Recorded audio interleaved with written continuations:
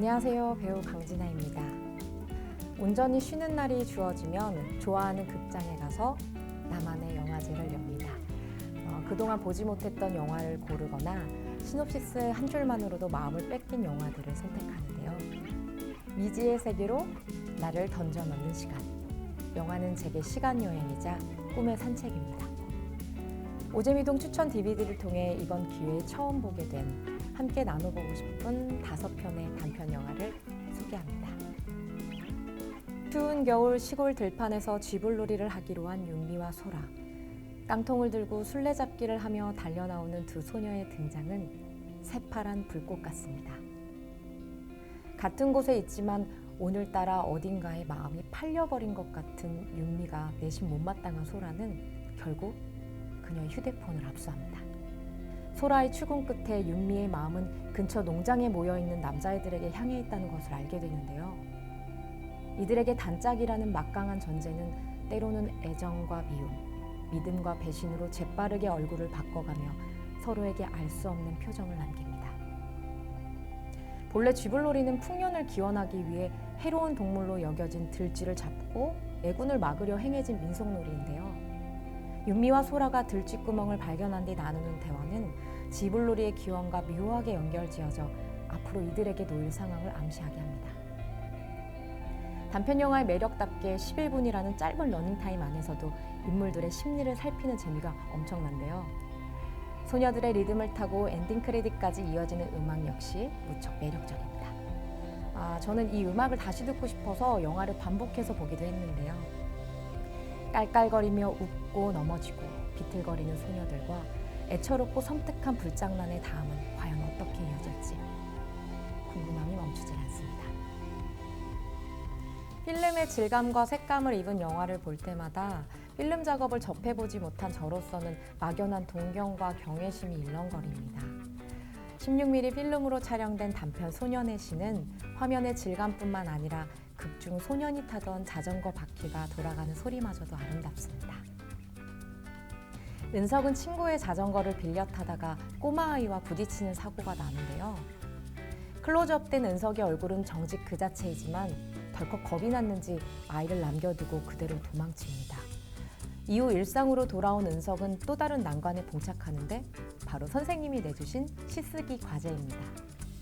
자전거를 빌려줬던 친구는 본인의 자전거로 사고가 난 줄도 모르면서 은석에게 세상의 이치를 알려주듯 시는 베껴 써도 된다고 조언을 해준다거나 만만해 보이는 슈퍼주인을 따돌리고 아이스크림을 몰래 훔쳐먹는 법 같은 얄팍한 지혜를 나눠주죠. 그리고선 이렇게 덧붙여 말합니다. 자전거 빌려갔으면서 안 갖고 오면 어떡해. 내일 꼭 가져와.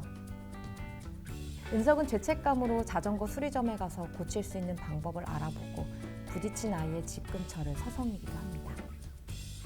많은 대사 없이도 그의 뒷모습이나 표정에서 후회와 미안함이 전해집니다. 어김없이 돌아온 국어 시간. 은석은 반아이들 앞에서 마음으로 베껴 쓴 시 참회록을 발표합니다. 파란 녹이 낀 유리거울 속에 내 상처난 얼굴이 남아있는 것은 어느 가족의 유물이기에 이다지도 욕될까.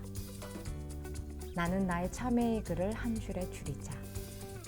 만 13년 9개월을 무슨 기쁨을 바라 살아왔는가. 선생님은 윤동주 시인의 참회록을 베껴 쓴 은석에게 뼈있는 말을 건네는데요. 시는 마음으로 써야지 누가 베껴 오랬니? 영화 소년의 시는 은석의 마음으로 쓴 참회록의 발자취입니다. 온전히 가려지지 않던 얼굴과 팔의 상처처럼 그의 마음에 새겨진 반성과 내면의 상처도 언젠간 아물어지고 희미해지겠죠. 마음에 굳은 살이 제법 박힌 이들에게 이 영화를 추천하고 싶습니다. 눈 덮인 색강의 풍경으로 시작되는 첫 장면에서부터 마음을 빼앗겼습니다. 영화를 보다가 문득 한참을 머물고 싶어지는 장면이 있는데 바로 그때가 영화와 저만이 공유하는 비밀을 서로 주고받는 순간인데요.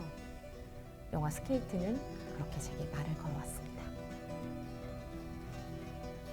보영은 색강에서 스케이트를 타다 꽈당 넘어지면서 한 소년과 마주치게 됩니다. 소년은 쪼그리고 앉아 눈 위에 손가락으로 글자를 적어가며 보영에게 질문을 건네죠. 네 이름이 뭐니? 보영은 수줍게 대답을 하지만 소녀는 보영의 말을 잘 알아듣지 못하는 것 같습니다. 뒤이어 동네 아이들의 축구공에 맞은 소년의 반응을 보며 그에게 신체적 장애가 있다는 것을 알아챘는데요. 보영은 장애를 가진 소년의 모습이 낯설어 벗어둔 스케이트를 챙기지도 못한 채 달아납니다. 집으로 돌아온 보영은 소년 앞에서 당황한 반응을 보인 게 미안하고 마음이 쓰여 셋강으로 다시 찾아갑니다.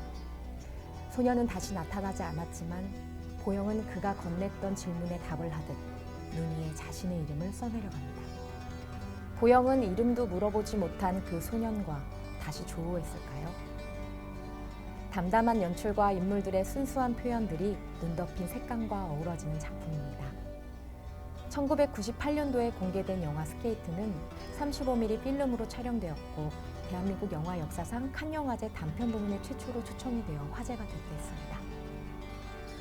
가만히 바라보고 사유하게 하는 아름다운 영화 스케이트를 추천합니다. 그녀가 살고 있는 집은 도시에서 가장 싼 집입니다.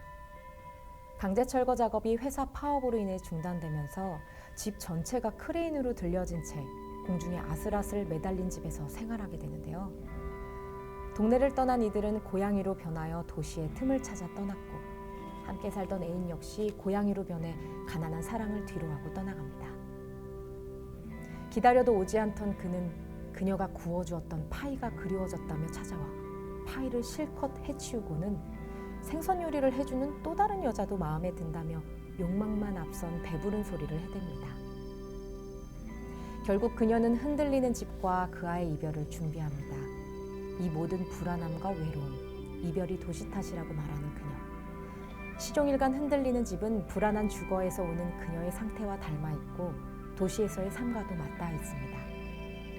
박지영 감독은 홀로 서울에 올라와 도시에 관해 특별한 정서를 가지게 되면서 이 작품을 만들게 되었다고 합니다. 외로운 도시의 틈에서 나를 지키고 사랑도 지키는 일. 참으로 만만치 않은 일이지만 스스로를 흔들어 계속해서 살아가고 사랑하고 싶다는 생각이 번뜩 들었습니다. 혼자 있는 시간이 많은 경수는 강아지를 키우고 싶어 합니다. 화장품 외판원으로 홀로 경수와 형의 생계를 책임지는 엄마는 넉넉지 않은 형편 탓에 아이의 요구에 쉽게 대답할 수가 없습니다. 형은 경수에게 엄마가 속상해서 눈물을 흘렸다며 혼쭐을 내고 사람 살기도 힘들다는 현실적인 말을 건네는데요. 이에 경수가 던진 말, 그래도 우린 살고 있잖아. 그렇게 조금씩 현실을 배워가는 경수는 골목에서 마주친 몹시 귀여운 흰둥이를 감찰하며 급히 집으로 달려와 벽에 흰둥이를 그려놨습니다. 경수는 엄마의 화장품 중 하나를 골라 초롱이라는 이름을 지어주고 초롱이와 대화를 나누며 책 모퉁이에 그린 초롱이 만화를 초롱이에게 자랑하는데요. 온통 초롱이와 경수뿐입니다. 경수는 창의력이 대단한 아이임에 틀림없습니다. 어릴 때부터 지금까지 혼자서도 잘 노는 저는 경수의 놀이가 참 애틋하고 친근하게 다가왔습니다. 형아가 아무리 엄하게 굴어도 초롱이에게 형아가 너무 좋다고 고백하는 경수. 경수도 부모의 빈 구석을 채우려 애쓰는 형의 마음을 헤아리고 있었을 겁니다.